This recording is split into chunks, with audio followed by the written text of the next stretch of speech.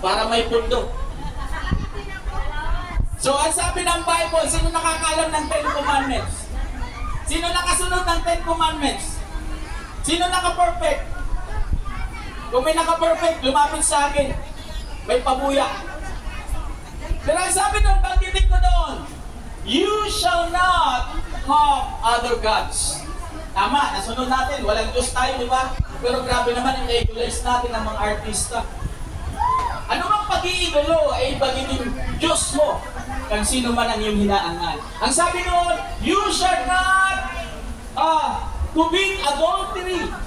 Pangangalo niya, huwag kang magsisinungaling. Sino dito hindi nagsinungaling? Kanina umaga, bago ka mag-day off, tinanong ka ng iyong amo, have you cleaned everything? Yes ma'am, yes sir. Confident ka pa, no? Proud na proud. Pero ang totoo niya, sa likod ng cabinet, hindi mo nadaanan ng pampunas kasi hindi kita. Maliit man o malaki, ang tawag pa rin noon ay sinungaling.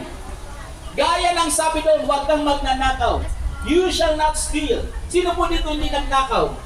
Hindi po. Kabayan, lumagpas yung bunga ng puno ng kapitbahay namin sa bakod, kaya pag-aari na namin yun. So, parehas pa rin yun.